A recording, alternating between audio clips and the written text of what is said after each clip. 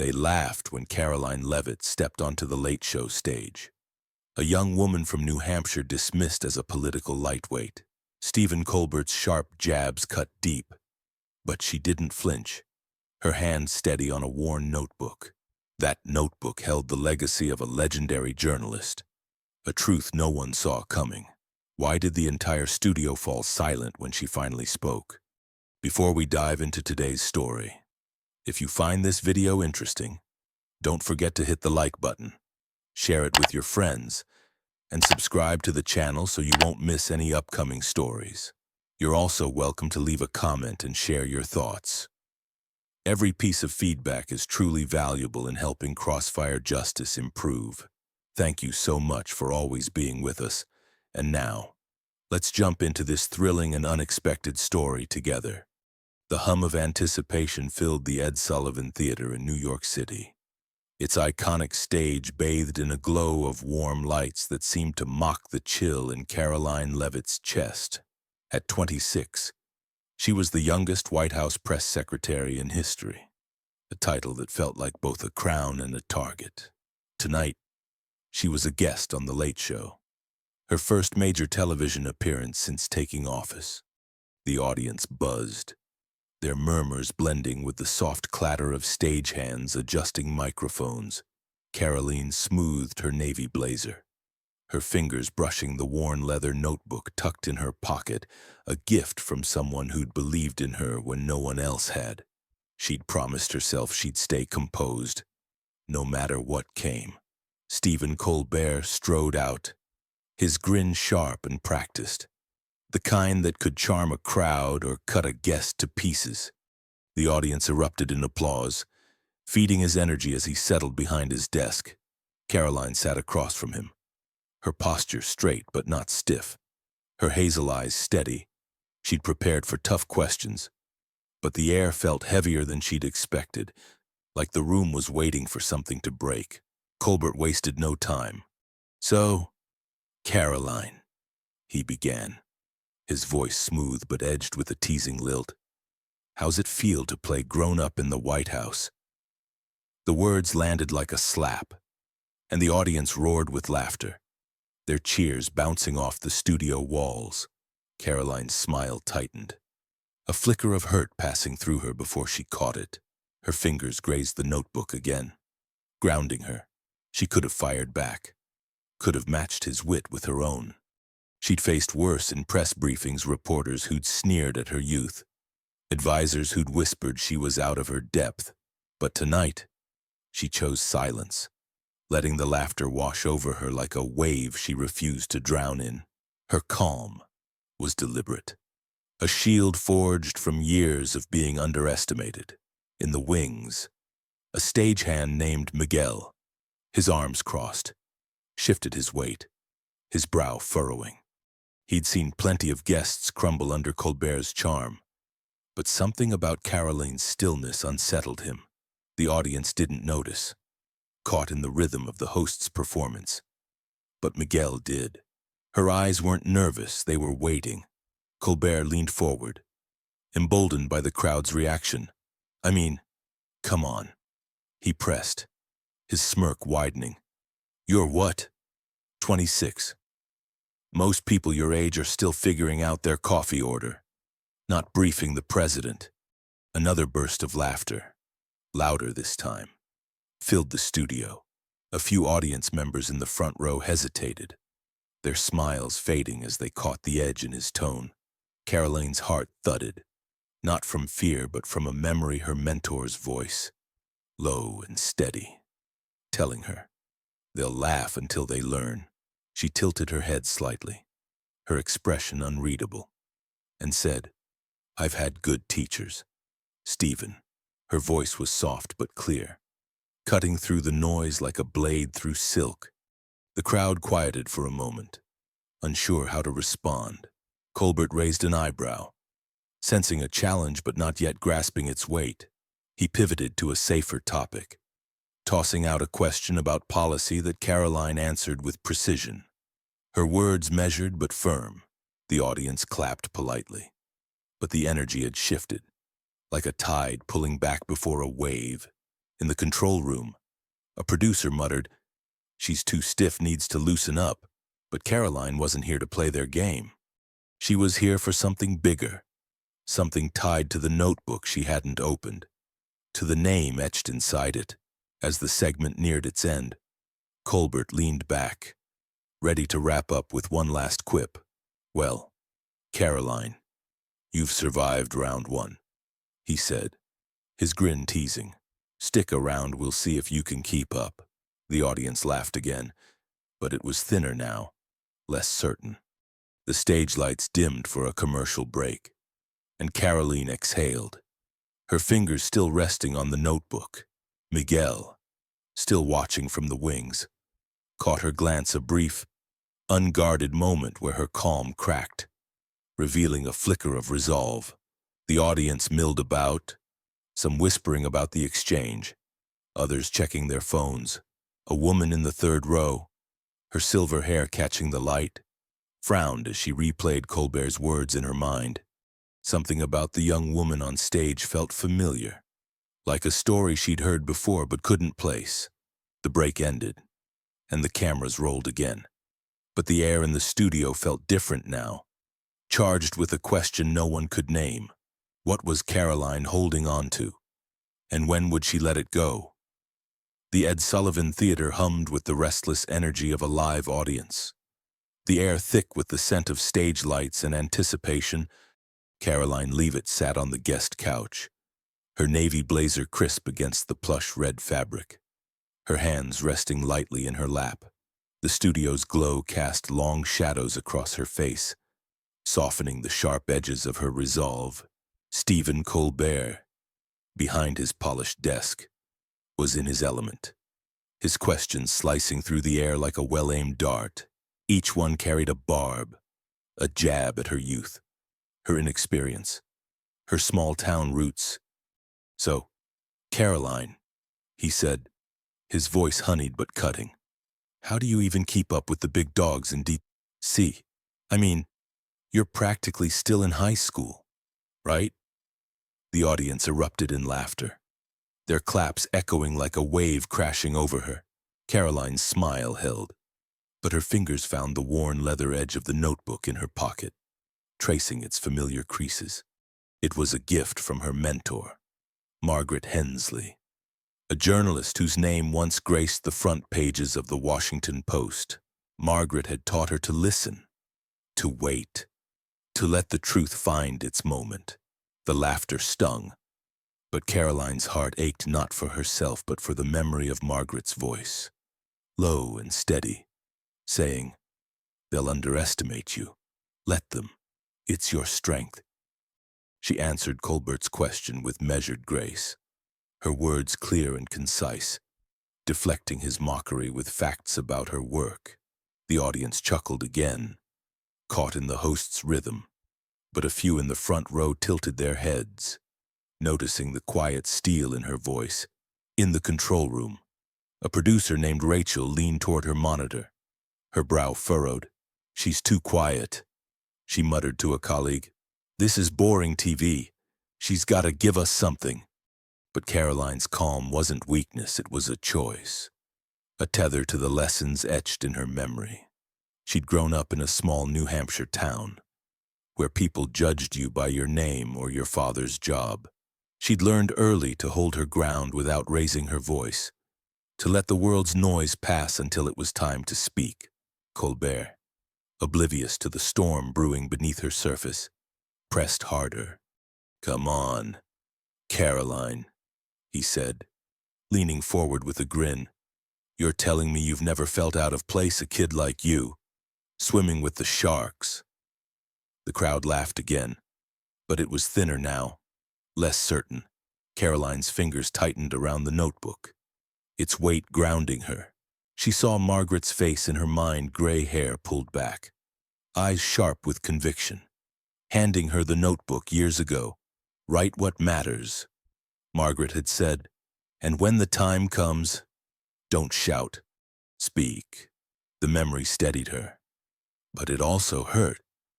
A quiet ache for the woman who'd believed in her when she was just a college intern with big dreams. She tilted her head, Meeting Colbert's gaze, "I've felt out of place," she said softly, her voice carrying a weight the audience didn't yet understand. "But I learned to belong by listening, not by shouting." The crowd hushed for a moment, caught off guard by the depth in her words.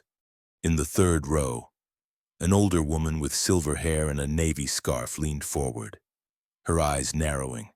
She'd been to enough talk shows to know the game hosts poked. Guests squirmed. The crowd laughed. But something about Karoline felt different, like a story waiting to unfold. Their eyes met briefly, and the woman's lips parted, as if trying to place a memory. Backstage, Miguel, the stagehand, watched from the wings, his arms still crossed. He'd seen guests buckle under Colbert's wit, their egos bruised by the spotlight. But Karoline wasn't buckling. Her restraint wasn't fear. It was something else, something he couldn't name. The segment dragged on, and Colbert, sensing the crowd's shifting mood, tried to lighten the tone with a policy question. Karoline answered with precision, her voice steady, but her hand never left the notebook. The audience clapped as the segment paused for another commercial break, their applause polite but distracted. Some checked their phones, others whispered about the exchange. The silver-haired woman stayed still, her gaze fixed on Karoline, who sat alone on the couch, her shoulders squared but her eyes distant. In the control room, Rachel shook her head. "She's not giving us anything," she said. But her colleague, a younger tech named Sam, disagreed. "She's giving plenty," he said quietly. "You just don't see it yet." Karoline exhaled, her fingers still tracing the notebook's edge. She could feel the weight of the room, the eyes on her, the laughter that lingered like a bruise, but she also felt Margaret's presence, a quiet strength urging her to wait. The cameras would roll again soon, and with them, a chance to shift the story. What was she holding back? And when would the moment come? The Ed Sullivan Theater pulsed with the restless hum of a crowd ready for more, the stage lights casting a stark glow over Karoline Leavitt as she sat on the guest couch. The commercial break had ended, and the cameras rolled again, their red lights blinking like unblinking eyes. Stephen Colbert, fueled by the audience's earlier laughter, leaned forward, his grin sharper now, sensing an opportunity to push further. Karoline's navy blazer felt heavier under the spotlight, but her posture remained steady, her hands folded lightly over the notebook in her lap, its worn leather edge pressed against her palm, a quiet reminder of Margaret Hensley, her mentor, whose words echoed in her mind. "They'll test you, but you choose when to answer." The air in the studio felt charged, like the moment before a storm breaks, and Karoline braced herself for what was coming. Colbert's voice cut through the buzz, his tone playful but laced with a sting. "So, Karoline," he said, tilting his head, "you're from some little town in New Hampshire, right? I bet you were the star of the county fair." The audience laughed, a rolling wave of sound that crashed over her.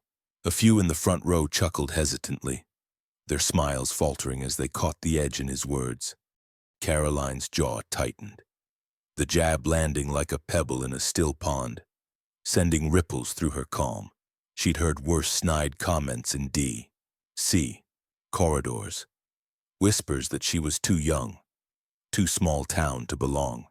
But this was different, broadcast to millions, her name reduced to a punchline, her fingers pressed harder against the notebook, grounding her in Margaret's memory, in the late-night talks about integrity over cups of cooling coffee. She could have snapped back, could have matched his wit with her own. She'd faced press rooms where every question was a trap, and she'd learned to navigate them with precision. But tonight, she held her tongue, her hazel eyes steady, letting the laughter fade into an uneasy quiet. In the wings, a young intern named Lila, her clipboard clutched tightly, winced at Colbert's jab. She'd seen guests fumble under his charm, but this felt cruel, like kicking someone who hadn't swung first. Lila glanced at her colleague, Miguel, who stood nearby, his arms crossed, his brow furrowed. He'd been watching Karoline since the show began, sensing something in her stillness that the crowd missed. The audience, still caught in Colbert's rhythm, waited for his next move, but a few shifted in their seats, sensing the air grow heavier. Colbert, emboldened by the crowd's energy, veered into dangerous territory. "Come on, Karoline," he pressed, his smirk widening. "You're out here playing big league politics. But what's next?" "Running for prom queen." The laughter came again, sharper this time. But it wasn't unanimous. A man in the second row frowned, his wife whispering something that made him nod. Karoline's pulse quickened, not from embarrassment but from a memory. Margaret's voice, fierce and clear, saying, "They'll mock what they don't understand. Let them. It's their weakness." The notebook felt warm under her touch, its pages filled with Margaret's notes, her lessons, her belief in a girl no one else saw potential in. Karoline's heart ached, not for the laughter but for the woman who'd taught her to stand tall in rooms like this. Then Colbert crossed a line. "Look," he said, leaning back with a theatrical sigh. "I get it. You're young. You're loyal to your team. But loyalty to what? Exactly your country? Or just the guy signing your paycheck?" The words hung in the air, heavy and accusing, and the studio grew quieter, the laughter dying like a flame snuffed out. A few audience members gasped. Others exchanged glances, the weight of the question settling over the room. Lila, backstage, froze, her clipboard slipping slightly in her hands.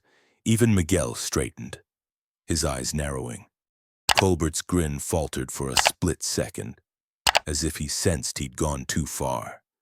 But he held his pose, waiting for Karoline to crack. The silver-haired woman in the third row leaned forward, her scarf slipping as she stared at Karoline, her expression unreadable but intense. Karoline's eyes flashed, a spark of something deep and unyielding. She leaned forward, her voice steady but laced with a quiet fire. "You don't know what loyalty costs," she said, each word clear and deliberate, cutting through the silence like a bell. The crowd hushed, the air thick with anticipation. Her words weren't loud, but they carried a weight that made the room feel smaller, as if she'd spoken to each person individually. Colbert blinked, caught off guard, his usual quick wit stalling. The audience waited, some leaning forward, others holding their breath. Lila, in the wings, felt a chill, sensing the shift in the room. The silver-haired woman's lips parted, as if she'd heard something familiar in Karoline's tone. Karoline's hand gripped the notebook, her pulse racing, but her face remained calm. Her eyes locked on Colbert's. The moment stretched, heavy and unresolved.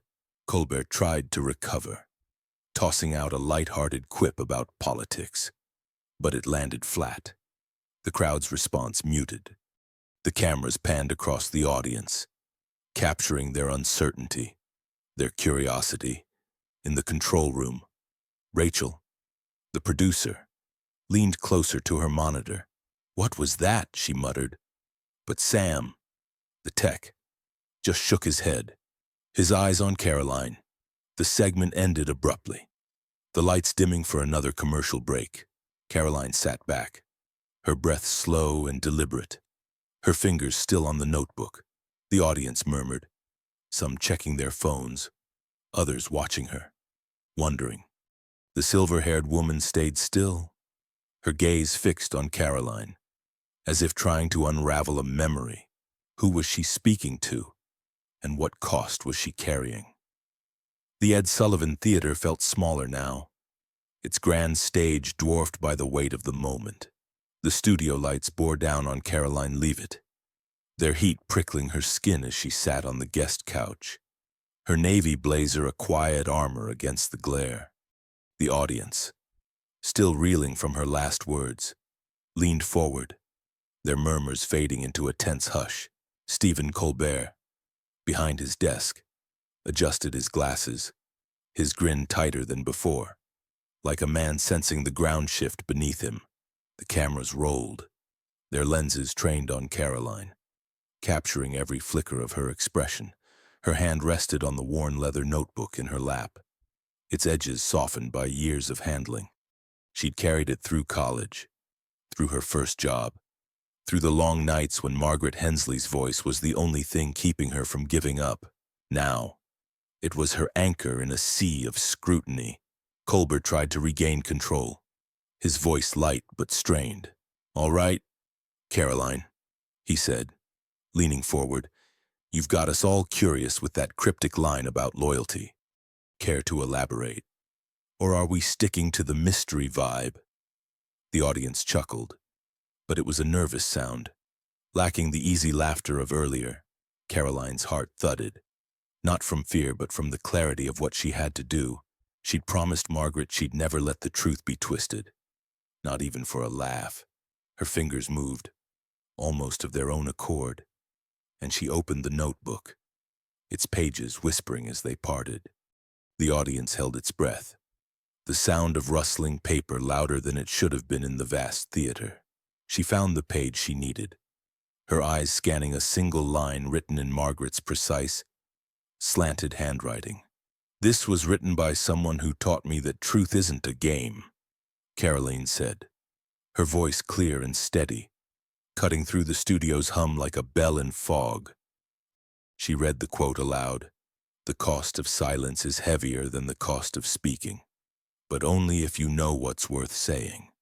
The words landed softly but carried a weight that silenced the room. Colbert blinked, his smirk faltering, and he leaned back, searching for a quip.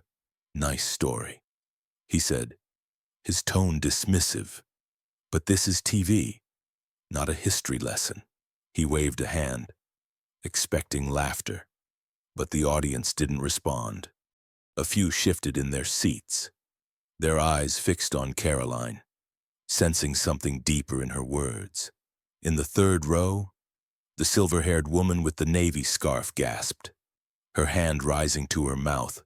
She knew that quote, knew the name behind it: Margaret Hensley, a journalist who'd exposed corruption in the 1990s and paid for it with her career. The twist landed like a stone in still water, sending ripples through the crowd. Karoline wasn't just a young press secretary. She was the protege of a legend, a woman whose work had reshaped journalism before scandal and illness forced her into obscurity. The silver-haired woman whispered to her husband, "That's Margaret's line. I read her columns." Her voice was soft, but it carried, and a few nearby audience members turned, their curiosity piqued. Backstage, Leila, the intern, clutched her clipboard, her eyes wide. She turned to Miguel, the stagehand, and whispered, "Did she just say Margaret Hensley?" Miguel nodded, his arms still crossed, his gaze locked on Karoline. He'd grown up hearing his mother talk about Hensley's articles, how they'd given voice to people like them, immigrants who'd been ignored. The control room buzzed with confusion. The producer, Rachel, squinting at her monitor. "Who's Margaret Hensley?" she asked. But Sam, the tech, was already searching his phone, pulling up an old article. Karoline closed the notebook, her fingers lingering on its cover. Her chest ached with the memory of Margaret's last days, when she'd pressed the notebook into Karoline's hands and said, "You'll know when to use it." That moment had felt like a vow, one Karoline had carried through every doubt, every sneer, every door slammed in her face. She looked at Colbert, her hazel eyes calm but unyielding. "Margaret Hensley taught me to wait for the right moment," she said, her voice softer now, almost intimate, as if speaking to the audience alone. She paid a price for the truth. I'm here because of her. The words weren't loud, but they filled the room, wrapping around the crowd like a quiet tide. A few audience members nodded, their expressions softening, while others whispered, trying to piece together the name. Colbert sensed the shift, his instincts kicking in. He tried to pivot, tossing out a question about White House policy to steer the conversation back to safer ground. Well, that's inspiring, he said, his grin forced. But let's talk about your day job. How's it going with the press corps? The audience clapped politely, but their attention stayed with Karoline, their eyes searching her face for more. Leela, backstage, felt a surge of admiration, her hands trembling as she gripped her clipboard. The silver-haired woman in the third row sat straighter, her scarf slipping as she leaned forward, her mind racing to connect the dots. Rachel, in the control room, shook her head. She's turning this into something else, she muttered. But Sam looked up from his phone, his voice low. She's not turning it, she's showing it. The segment ended, the lights dimming for another commercial break. Karoline sat back, her breath slow and deliberate, her fingers still on the notebook. The audience murmured, some pulling out their phones to search Margaret Hensley's name, others watching Karoline with new respect. The silver-haired woman stayed still, her eyes locked on the young woman on stage, a memory stirring a column she'd read years ago, a voice that had moved her. Karoline felt the weight of their gazes, but she also felt Margaret's presence, a quiet strength urging her forward. The cameras would roll again soon, and with them, a chance to say more. What else was in that notebook, and how much further would she go? The Ed Sullivan Theater buzzed with a new kind of energy, the kind that hums when a room realizes it's witnessing something rare. The stage lights softened the sharp edges of the set, but they couldn't dull the intensity in Karoline Leavitt's eyes as she sat on the guest couch, her navy blazer a quiet contrast to the red plush beneath her. The show was nearing its final segment, and the audience, once swayed by Stephen Colbert's easy charm, now leaned forward, their attention locked on Karoline. Her worn leather notebook rested in her lap, its pages closed but its presence a silent force. She'd opened it once, revealing a glimpse of Margaret Hensley's legacy, and that glimpse had shifted the room. Colbert, behind his desk, adjusted his tie, his grin more strained than before. Like a man trying to steer a ship through a sudden storm, Karoline's composure had become her weapon, a quiet strength that held the audience captive. She began to speak, her voice steady but warm, recounting a story from Margaret's life. Years ago, she said, my mentor stood in a room full of skeptics, people who thought they knew better. They mocked her, called her naive for chasing the truth. But she didn't shout or fight. She laid out the facts, one by one, until the room had no choice but to listen. The audience was silent, drawn into the rhythm of her words, picturing a woman they'd never met but could almost see through Karoline's voice. Her hazel eyes softened, a flicker of pride crossing her face as she spoke of Margaret's courage, of the night she exposed a corrupt official and changed a city's laws. Colbert tried to interrupt, his voice cutting in with a forced chuckle. That's a great anecdote, Karoline. But let's bring it back to you. How's that White House gig treating you? His words were meant to redirect, to lighten the mood, but they fell flat, like a joke told too late. The silver-haired woman in the third row, her navy scarf now loosened, glared at him, her hands coming together in a slow, deliberate clap for Karoline.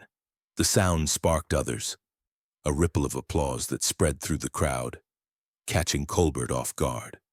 A man in the second row joined in, then a young couple near the aisle, their claps not for the show but for the woman who'd refused to be a punchline. Karoline's heart lifted. not from the applause, but from the feeling that Margaret's spirit was in the room, nodding in approval, backstage. Lila, the intern, stood frozen, her clipboard forgotten as she pulled up an old article on her phone. Her fingers trembled as she scrolled, confirming what she'd suspected. Karoline's mentor was Margaret Hensley, whose work had inspired a generation of journalists before scandal drove her from the spotlight. Lila showed the screen to Miguel, the stagehand, whose eyes widened as he read the headline. "She's not just anybody," he whispered, his voice tinged with awe. The control room was chaos. The producer, Rachel, barking orders to capture the audience's reaction. "Get that applause on camera," she snapped. But Sam, the tech, was staring at his own phone, where tweets about the exchange were already spreading. Karoline speaks. One read, with a clip of her quoting Margaret, "She's schooling him." Another said, and Rachel's eyes narrowed, sensing a viral moment. Karoline's voice rose slightly, not in anger but in conviction, each word deliberate. "You can laugh at me, Stephen," she said, her gaze steady, "but you can't laugh at the truth." The crowd erupted, a wave of cheers and applause that shook the theater's walls. A few stood, their hands clapping fiercely, while others nodded, their faces lit with something like respect. The silver-haired woman's eyes glistened, her applause steady, as if she were clapping for both Karoline and the memory of Margaret. Colbert's grin froze, his hands fidgeting with a pen, his usual wit buried under the weight of the moment. He tried to respond, tossing out a light-hearted quip about the unpredictability of live TV, but it was drowned out by the crowd's energy, their focus wholly on Karoline. The twist deepened, not in words, but in the shift of the room. Karoline wasn't just Margaret's protege. She was proof that truth could outlast mockery, that a small-town girl could stand on a national stage and command respect. Her fingers brushed the notebook, a quiet gesture that grounded her in the memory of late-night talks with Margaret, of promises made over cups of tea. She'd vowed to carry Margaret's work forward, to speak when it mattered most. The audience felt it, even if they didn't know the full story, their applause a testament to the power of her quiet resolve. Leila, backstage, felt a lump in her throat, her admiration for Karoline mingling with a wish to be that brave someday. Miguel nodded to himself, his arms uncrossing, as if he'd decided something about the world. Social media buzzed louder, the hashtag Karoline Speaks trending as audience members shared clips of her words. A woman in the back row tweeted, "This is why you don't underestimate someone with a story to tell." Another posted, "Colbert's out of his depth tonight." The control room screens flickered with notifications, and Rachel, despite her frustration, knew they'd stumbled into something bigger than a talk show segment. Karoline sat back, her breath slow and even, her eyes scanning the crowd. She saw the silver-haired woman's nod, the young couple's smiles, the man in the second row who'd stopped checking his phone. The segment was winding down, but the energy in the room was far from spent. Colbert, his composure fraying, signaled for a commercial break, his voice tight. The lights dimmed, but the question lingered: had he met his match, and what would happen when the cameras rolled again? The Ed Sullivan Theater crackled with a stillness that felt alive, as if the air itself held its breath. The stage lights, once harsh, now seemed to cradle Karoline Leavitt, their glow softening the edges of her navy blazer as she sat on the guest couch. The audience, no longer swayed by the rhythm of a talk show, sat riveted, their eyes fixed on her. Stephen Colbert, behind his desk, gripped a pen, his knuckles pale, his usual ease replaced by a tension that tightened his jaw. The cameras rolled, capturing every nuance. But the room belonged to Karoline. Her worn leather notebook lay closed in her lap, its presence a quiet testament to Margaret Hensley, the journalist who'd shaped her. The applause from moments ago had faded, leaving a silence so deep it seemed to hum, and Karoline knew this was the moment she'd been waiting for. She leaned forward, her hazel eyes steady but glistening with something raw. "Margaret Hensley didn't just teach me to speak," she said, her voice trembling but clear, each word a stone laid carefully in a path. "In her last days, when she knew she wouldn't recover, she entrusted me with her unpublished work stories she'd never had the chance to tell." The audience was silent, some wiping tears, others clutching their neighbors' hands. Karoline's chest tightened, the memory of Margaret's frail hand pressing the notebook into hers flooding back. "She believed in me when no one else did," she continued, her voice steadying, "and I'm here to honor that." The words weren't loud, but they filled the theater, wrapping around the crowd like a promise kept after years of waiting. Colbert, for the first time in his career, had no quip, no clever pivot. His pen stilled, his eyes darting to the audience, then back to Karoline, as if searching for a way to reclaim the stage. But the stage wasn't his anymore. The silver-haired woman in the third row, her navy scarf now crumpled in her lap, stood slowly, her hands coming together in a deliberate clap.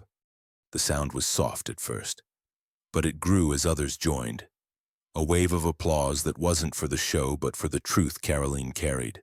A man in the back row stood, then a young woman near the aisle, their claps a quiet rebellion against the mockery that had started the night. The twist deepened, not in a single revelation but in the dawning realization Karoline wasn't just a press secretary. She was the keeper of a legacy, a bridge between a forgotten journalist and a world that needed her voice. Backstage, Lila, the intern, was no longer just a bystander, her clipboard forgotten. She fumbled with her phone, sharing the article about Margaret Hensley with a reporter in the crowd, a woman she'd noticed scribbling notes earlier. "You need to see this," Lila whispered, her voice urgent, her eyes bright with conviction.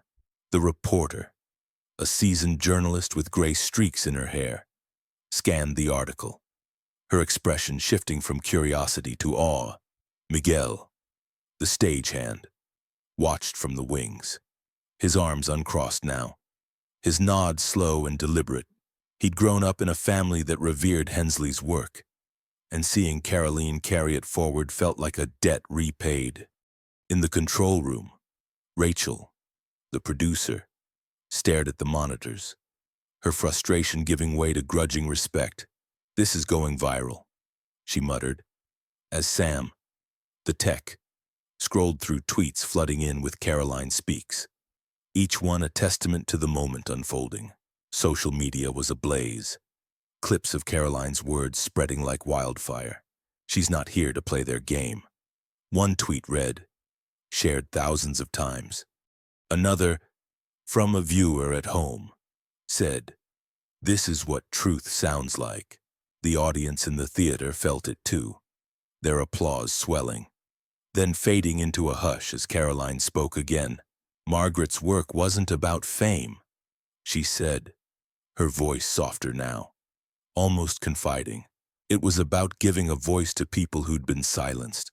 "I'm here because she showed me that's worth everything." Her words landed like a vow, and the crowd leaned in, some nodding, others wiping their eyes, as if they'd been given permission to feel the weight of their own untold stories. Colbert tried to wrap the segment, his voice hollow against the room's energy. "Well, Karoline, that's powerful," he said, his grin forced, his hands fumbling with his notes. "Let's give it up for our guest." The applause was deafening, but it wasn't for him. It was for Karoline, for Margaret, for the truth that stood taller than the stage. He signaled for a commercial break, his movement stiff, his confidence shaken. The lights dimmed, but the audience didn't move, their eyes still on Karoline, who sat back, her breath slow, her fingers brushing the notebook. Lila, backstage, felt a surge of pride, as if she'd witnessed history. The silver-haired woman, still standing, clutched her scarf, her eyes glistening with memories of reading Hensley's columns years ago. The reporter in the crowd typed furiously on her phone, drafting a story that would hit newsstands by morning. Karoline felt the weight of the moment, but also a quiet relief. She'd honored Margaret, not with anger but with the truth, just as she'd been taught. The crowd's applause lingered in her ears, but it was the memory of Margaret's smile that steadied her. The cameras would roll again soon, and the world was watching now. Not just the theater, but millions online. The truth stood tall, but the question burned: how would Colbert and the world respond to a moment that refused to be laughed away? The Ed Sullivan Theater, once alive with the clamor of a live show, settled into a hush that felt almost sacred. The stage lights dimmed, their glow no longer harsh but gentle, casting a soft halo around Karoline Leavitt as she sat on the guest couch, her navy blazer slightly creased from the night's weight. The show had ended, but the audience remained, their eyes lingering on her, as if unwilling to let the moment slip away. Stephen Colbert, behind his desk, shuffled his notes, his usual charisma replaced by a quiet unease. The cameras had stopped rolling, but the energy in the room hadn't faded. It hung heavy, like the air after a storm. Karoline's worn leather notebook rested in her lap, its pages closed now, but its story, Margaret Hensley's story, still echoed in the silence. She'd spoken her truth, and the world had listened. Karoline closed the notebook with a slow, deliberate motion, her fingers tracing its leather cover one last time. Her chest felt lighter, as if years of doubt and dismissal had lifted, leaving only the clarity of what she'd done. She'd honored Margaret, not with anger or vengeance, but with the quiet power of truth, just as her mentor had taught her. The audience, still processing the weight of her words, began to clap, not the rote applause of a talk show, but a slow, heartfelt rhythm that grew from scattered hands to a wave. A man in the second row stood, his wife joining him, their claps a tribute to Karoline's courage. Others followed, their faces a mix of awe and gratitude, as if they'd seen something they'd forgotten was possible. The silver-haired woman in the third row, her navy scarf now draped loosely over her shoulders, rose from her seat and approached the stage, her steps steady despite her age. The crowd parted for her, sensing her purpose. She stopped at the edge of the couch, her eyes soft but piercing, and extended a hand holding a tissue.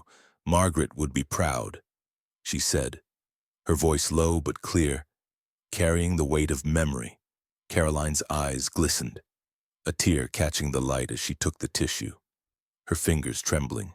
The woman introduced herself as Elaine, a retired editor who'd worked with Margaret Hensley decades ago, when her columns sparked reforms that reshaped city halls and gave voice to the overlooked.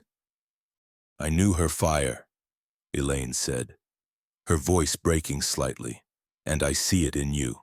The twist landed fully, not in a dramatic reveal, but in the quiet truth that Margaret's legacy wasn't just in her articles, it was in the laws she'd helped change, the communities she'd lifted, and now, in Karoline, who carried her work forward. The audience, hearing Elaine's words, clapped harder, some wiping their eyes, others nodding as if piecing together a story they'd only glimpsed. Backstage, Lila, the intern, stood frozen, her phone still open to the article she'd shared with the reporter. Tears streaked her face, not from sadness but from the realization that she'd witnessed something bigger than a TV segment. Miguel, the stagehand, leaned against a wall, his arms loose now, his eyes on Karoline with a respect that felt personal, as if her victory was somehow his too. In the control room, Rachel, the producer, shook her head, her voice a mix of frustration and awe. "This is going to dominate headlines," she said, watching the monitors where audience members were already tweeting clips. Sam, the tech, scrolled through the flood of posts under Karoline Speaks, each one a testament to the moment's reach. "She didn't just win," he said quietly. "She changed the game." The reporter in the crowd, her notebook filled with hurried scrawls, sent a draft to her editor. The headline already forming: "Young Press Secretary Schools Late-Night Host on Truth." The story was no longer about Colbert's show, it was about Karoline, Margaret, and the cost of standing firm. Colbert, off camera, stood from his desk, his movements stiff. He offered Karoline a nod, brief and formal, his confidence visibly shaken. His eyes avoided hers, as if he knew he'd misjudged not just her, but the moment itself. Karoline didn't need his acknowledgement. Her victory wasn't in humiliating him, but in reminding everyone what truth costs. As she rose to leave, Lila approached, her clipboard tucked under her arm, her face flushed with admiration. Karoline paused, sensing the young woman's awe, and leaned in. "Keep asking questions," she whispered, her voice soft but firm, a passing of the torch that made Lila's breath catch. The intern nodded, her eyes bright, as if she'd been given a mission. Karoline walked toward the stage exit, her steps steady but unhurried, the notebook tucked under her arm. The audience watched her go, their applause fading into a respectful silence. Elaine, still near the couch, clutched her scarf, her gaze following Karoline with a mix of pride and nostalgia. The reporter typed faster, her story taking shape, while tweets continued to pour in, each one amplifying Karoline's voice. The studio lights dimmed further, casting long shadows across the set. But the moment lingered, its impact stretching beyond the theater's walls. Karoline had spoken, and the world had heard her. But one question remained. Quiet but persistent, would this change how we see the stories told on stages like this? The hum of the Ed Sullivan Theater was a distant memory now, its stage lights and restless crowd replaced by the quiet rhythm of Karoline Leavitt's office in Washington, D.C. The morning sun filtered through a narrow window, casting a soft glow across her desk, where a stack of letters sat beside her worn leather notebook. The notebook, once Margaret Hensley's, lay closed, its edges softened by years of handling, a silent reminder of the promise Karoline had kept. She stood by the window, her navy blazer swapped for a simple sweater, her hazel eyes tracing the city's skyline. Days had passed since her appearance on The Late Show, but the weight of that night lingered, not as a burden but as a quiet strength, like the warmth of a fire that had burned brightly and left embers still glowing. The clip of her exchange with Stephen Colbert had spread like wildfire, shared across screens from New York to small-town living rooms. Social media buzzed with Karoline Speaks, each post a thread in a larger conversation about humor, accountability, and the cost of truth. Viewers debated late-night TV's role, some praising Karoline's grace, others questioning why a young woman had to endure mockery to be heard. A week later, Colbert addressed the moment on air, his tone unusually subdued. "I misjudged my guest," he said, his eyes meeting the camera briefly. "Karoline Leavitt reminded us that truth isn't a punchline." The audience clapped, but it was a thoughtful sound, not the raucous cheer of a typical show. Karoline, watching the segment from her office, felt no triumph, only a quiet nod to herself. His words were a start, not an end. Her desk held a growing pile of letters, many from young women who saw themselves in her, a small-town girl who'd faced doubt but stood firm. One, from a college student in Ohio, read, "You made me believe I don't have to shout to be heard." Another, from a teacher in Georgia, said, "I'm showing your clip to my students. It's a lesson in courage." Karoline read each one, her fingers tracing the handwriting, her heart swelling with a mix of gratitude and responsibility. She'd never sought the spotlight, but these letters reminded her why Margaret had entrusted her with the notebook, why she'd urged her to speak when the moment came. She placed the notebook on her desk, its leather cover catching the sunlight, and whispered, "We did it, Margaret." The words were soft, but they carried the weight of a vow fulfilled across the country. Elaine, the silver-haired editor who'd approached Karoline that night, sat at her kitchen table in upstate New York, typing an op-ed for a national paper. Her words flowed with the clarity of someone who'd seen too many voices silenced. Karoline Leavitt didn't just speak for herself.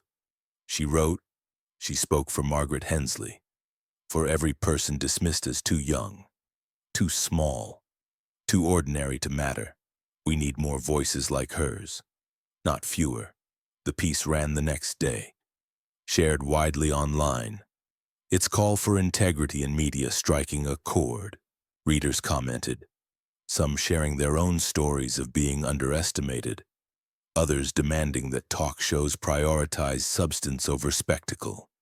Elaine, reading the responses, felt a flicker of the fire she'd known in her days with Margaret, a fire Karoline had rekindled. The story began to fade from headlines, as stories do, but its impact lingered in small, meaningful ways. A major TV network, stung by the backlash, quietly revised its guest vetting process, ensuring hosts were briefed on their guests' backgrounds to avoid another misstep. Viewers en coteau, too, began to shift, their comments on social media calling for more depth in late-night interviews, less reliance on easy laughs. A few blogs noted a dip in Colbert's ratings. But Karoline didn't follow the chatter. She was back at work, briefing reporters, navigating the White House's chaos with the same steady hand she'd shown on stage. Her colleagues noticed a change, though a quiet confidence that hadn't been there before, as if the theater had stripped away the last of her doubts. One evening, Karoline sat in her office, the city dark outside, a single lamp casting shadows across her desk. She opened the notebook, flipping to a page where Margaret had written, "The truth doesn't need to shout, it only needs someone to stand firm." The words felt like a hand on her shoulder, steadying her as they always had. She thought of Lila, the intern, whose wide-eyed nod had promised to keep asking questions. She thought of Elaine, whose op-ed had given Margaret's legacy new life, and she thought of the audience, strangers who'd clapped not for a show but for a moment that felt true. Her victory hadn't been in outwitting Colbert or claiming the spotlight. It had been in honoring a promise, in showing that a small voice could carry a heavy truth. Karoline closed the notebook and stood, her sweater soft against her skin, her steps light as she left the office. The city hummed outside, its noise a contrast to the quiet she carried. The world would move on, as it always did, but something had shifted, however small a ripple that might grow with time. She didn't need to shout to know she'd been heard, and in that silence, a louder truth echoed, one that would linger long after the headlines faded. Sometimes the smallest voices carry the heaviest truths. Karoline walked off the stage, her notebook tucked under her arm, leaving the theater quieter than it had been all night. The lights dimmed, but her words lingered, soft as a whisper yet heavy as truth. Justice didn't need a spotlight. It settled in the silence of those who listened. Sometimes, the smallest voices carry the heaviest truths, and all it takes is one to remind us what courage really means.